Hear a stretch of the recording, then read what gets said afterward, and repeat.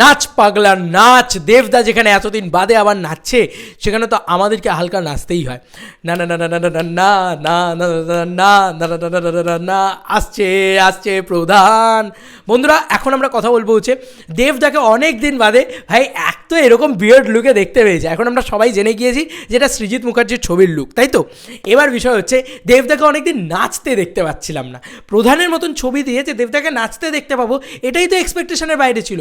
তো বন্ধুরা কালকে একটা ছোট্ট মোমেন্ট হয়েছে, আমি ছোট্ট করে একটা ভিডিও তুলে রেখেছি। ওই কারণে আমার মনে হলো যে এইটা নিয়ে আলাদা করে ভিডিও বানাবো, কারণ দেখো অনেস্টলি স্পিকিং আমি ওই গানটাকে তো ইউজ করতে পারবো না। প্রধানের টাইটেল ট্র্যাক নিয়ে কথা বলছি যেটা এখনো রিলিজই করেনি, তোমরা এখনো দেখোইনি, তোমরা এখনো জানোই না। তবে ওই টাইটেল ট্র্যাকটা ভয়াবহ টাইটেল ট্র্যাক হয়েছে। আমি তো অলরেডি শ্যুটটা তোমাদেরকে বললাম খুবই খারাপ শুরু, আমি গলা খুবই খারাপ।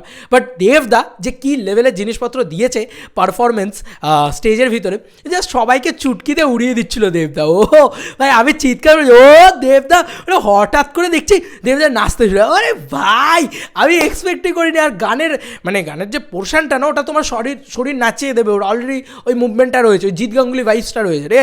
রথিজিৎ ব্যাপক ডিজাইন করেছে গানটাকে।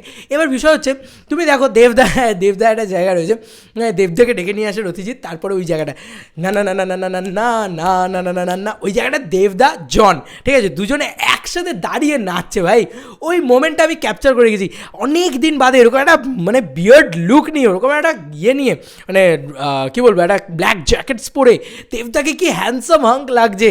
দেবদাকে মনে হচ্ছে he is such a real superstar man, he is the biggest superstar hour Tollywood.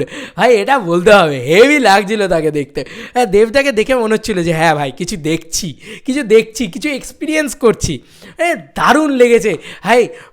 অনেক দিন বাদে দেবদা, দেখো বিঙা দেব ফ্যান এগুলো স্বপ্ন, ঠিক আছে, যে দেবদাকে আবার কবে সিনেমার বড় পর্দায় নাচতে দেখবো, কবে আবার অ্যাকশন করতে দেখবো ওই রকমভাবে। হ্যাঁ সেই একবার যদি আমি এই কাটারিটা তুলে নিই তাহলে শ্মশান হয়ে যাবে এই জায়গাগুলো। তো সেই দেবদাকে কবে পাবো, এই একটা মজা। কিন্তু আমাদের ভিতরে যতই আমরা বলি যে ঠিক আছে দেবদা তুমি এটা করছো, ব্যবসা হচ্ছে সব ঠিক আছে, কিন্তু ভিতরে কিন্তু এটা কাজ করতেই থাকবে, এটা চিরকাল কাজ করবে। এটা চাইল্ডহুডনেস, আমি আমার ভিতরে এই বাচ্চা পড়াটাকে বাঁচিয়ে রাখতে চাই, ঠিক আছে। সেখান থেকেই বলছি যখন দেবদা এরকম নাচে স্টেজে এসে আমার হেভি লাগে। আর দেবদা খুব ফ্রি মাইন্ডে করে। আরও কিছু মোমেন্টস আছে যে বাচ্চাদের সাথে দেবদা মজা করছিলো, জ্যাকেট নিয়ে, এরকম জ্যাকেট নিয়ে, ওর জ্যাকেট নিয়ে করে স্টেজে উঠে। তো ওগুলো না দেখতেও ভালো লাগে। দেবদা কেন এত দেবদা আপন, দেখুন আজকে দেবদাকে কেন লোকে এত আপন, বাচ্চা থেকে বুড়ো সবার সাথে দেবদা এত ভালো ব্যবহার করে, এত ভালো মজা করে, এত ভালো আনন্দ করে। মনেই হয় না যে উনি অত বড় সুপারস্টার, মনে হয় যেন একদম পাশের বাড়ির ছেলেটা। তো দেবদা এখনও বলেন যে আমি সুপারস্টার না, আমি স্ট্রাগলার।